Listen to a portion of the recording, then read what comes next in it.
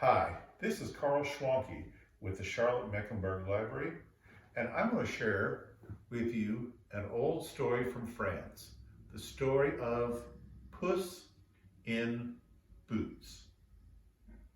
Now once, a long time ago, in ye olden days, there lived a miller who had 3 sons. And when the miller got too old to work anymore, he divided his property among his 3 sons. To the oldest son, he gave the mill. To the second son, he gave a donkey. And all that was left for the 3rd son was their cat, Puss. Well, as you can imagine, the youngest son was very sad. He looked at Puss one day and said, "What am I going to do? It's okay for my 2 older brothers. They have the mill and the donkey to earn money with, but how am I going to make a living with just this cat?" So he looked at Puss. Puss looked back up at him until finally the cat spoke and said, "Meow, meow, don't be sad. Cheer up. I have a plan. If you do this, you will never be unhappy again. Now, get me a pair of strong boots so I can run through the sharp brambles, and get me a big bag with a cord or rope around the end of it. Okay?" Well, the young man was surprised to hear the cat speak to him, but he knew that Puss was a very clever cat. And so he did what he said. He got a pair of fine red leather boots made to fit the cat, and got a big bag, a sack, with a rope around the end. And when Puss had learned to run in his fine red leather boots, then he took the sack, slung it over his shoulder, and ran out to the bramble patch where many wild rabbits lived. And he stuffed some cabbage leaves, some parsley, and a couple of carrots in the bag, opened up the bag, and ran behind a tree and hid and waited. And sure enough, it was not very long before a rabbit hopped into that bag. Well, Puss pulled that cord, slung the bag over his shoulders, and ran off to the king's castle. He knocked on the door, and the king and his guards came out. And Puss made a low bow and said, "How do you do, your majesty? My master, the Marquis of Cattenborg, sends you this rabbit." Well, the king said, "I have never heard of the Marquis of Cattenborg, but I do love fresh game. And so I'll gladly accept his present and give your master my thanks." So the next day, Puss ran out to the wheat fields, filled the bag with golden grain, went out and hid in the tall grasses, and made the sound of a partridge. And before long, of course, a couple of partridges went inside that bag. Puss pulled on that cord, slung the bag over his shoulder, and ran off to the king's palace. He knocked on the door. When the king came out, Puss made another low bow. "Your Majesty, the Marquis of Cattenborg hopes that you will enjoy these fine birds on your dinner table tonight." Said the king. "Oh yes, those are fine birds indeed. Tell your master, thank you." And so the 3rd morning, Puss caught a couple of large trout, put them in the bag, took them to the king, knocked on the door, and when the king came out, Puss said, "Here is another present from my master, the Marquis of Cattenborg." "Ooh, well, I still don't know who the Marquis of Cattenborg is, but I do love fresh fish. Thank you so much." And with that, the king reached in his pocket, pulled out a sack of gold coins, and said, "Here, give your thanks to my master." Well, as Puss was leaving the castle, he overheard 2 of the king's coachmen talking, and they had said that the king had ordered them to prepare his carriage to take a ride along the river that afternoon, and with him was going his daughter, the princess. Well, when Puss heard that, his eyes lit up, And he ran as fast as he could, all the way from the king's castle to the young man's house. And said, Master, Master, today your fortune will be made. All you need to do is go for a swim in the river, leave the rest to me, and your fortune, well, you will be a rich, rich, rich man. So the youngest miller's son did as Puss told him to do. He took off his clothes, they didn't have swimsuits in the old days, and jumped in the river.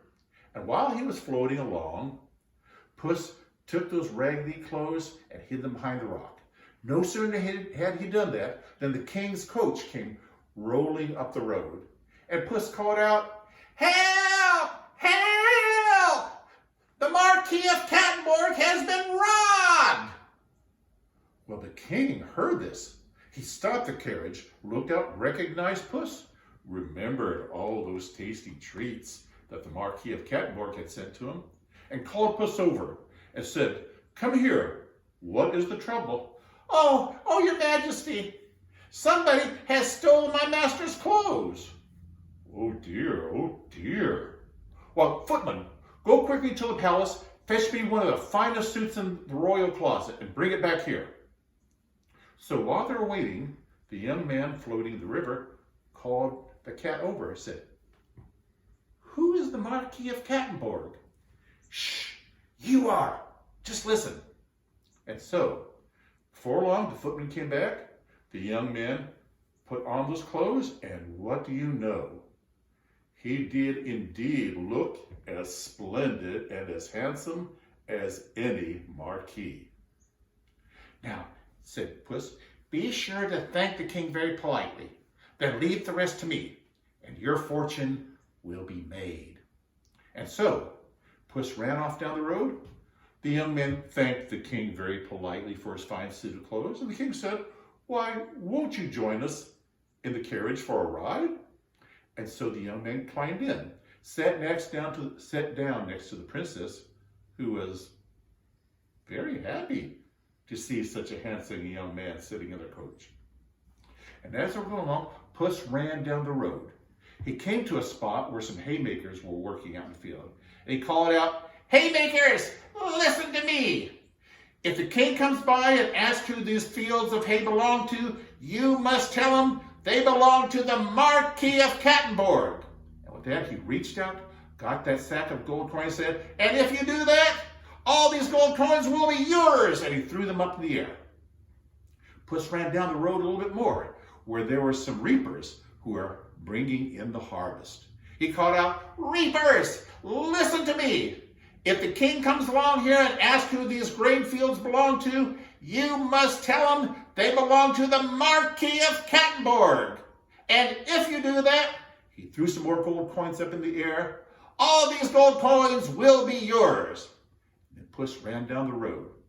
And sure enough, after a little while, the king's carriage came by. He saw these beautiful fields of hay and stopped the carriage and asked, To whom do these wonderful fields of hay belong? And all the haymakers cried out, The Marquis of Mecklenburg. Oh, such fine fields you have, young man. The king and the coach went down the road a little bit more, and they stopped and saw these beautiful fields of grain being harvested by the reapers. And the king asked, Wait, to whom do these beautiful fields of grain belong?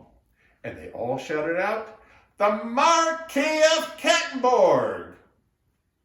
Well, said the king, you indeed have some fine fields here. And the young man, who by now had figured out what Puss was up to, just smiled. He smiled at the king, he smiled at the princess, and the princess smiled back at him.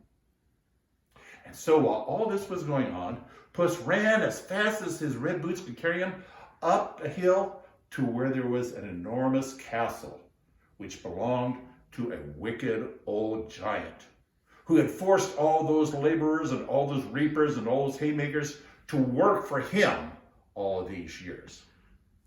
Puss also knew that that giant was a magician.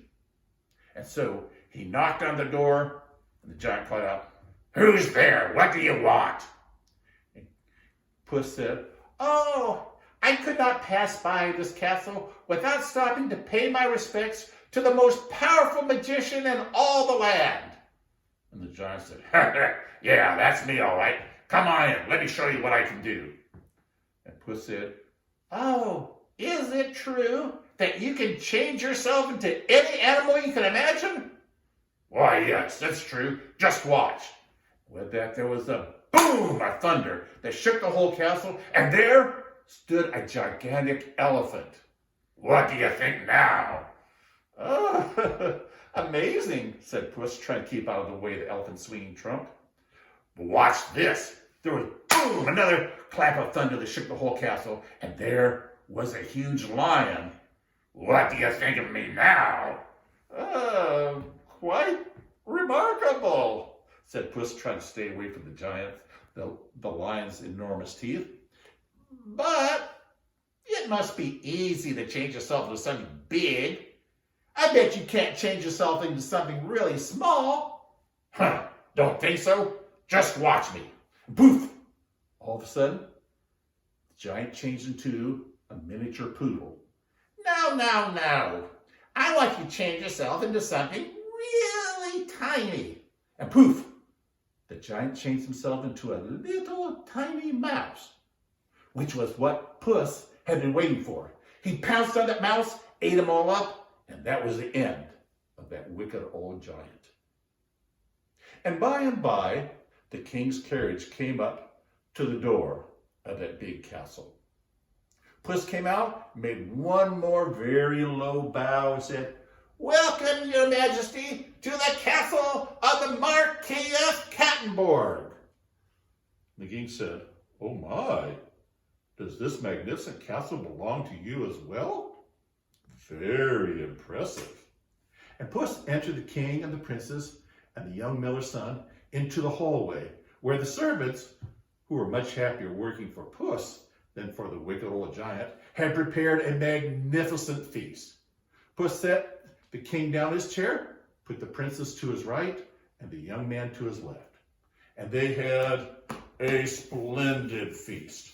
And the king said, "Oh, what a generous man you are. In fact, you did not just invite me and the princess, but you invited all your haymakers and all your reapers here. What a generous man you are. And look how well you've paid them. Each one of them has a gold coin. Why, you are quite a remarkable young man. You know what? If you would like to marry my daughter, we can do it right now. She seems to be very fond of you." "Why, thank you, Majesty. I'm very fond of her too." And so they held the wedding that very afternoon.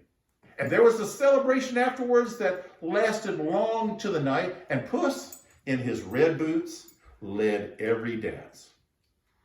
And then, when the party was over and everybody was going to sleep, the miller said, "Thank you, Puss, for all your help today." And the next day, the young man and the princess had built a special bed for the cat, filled with the softest and fluffiest pillows, and over the head of the bed were carved the letters P-I-B, which stood for Puss in Boots. And the cat lived a contented and happy, very long life.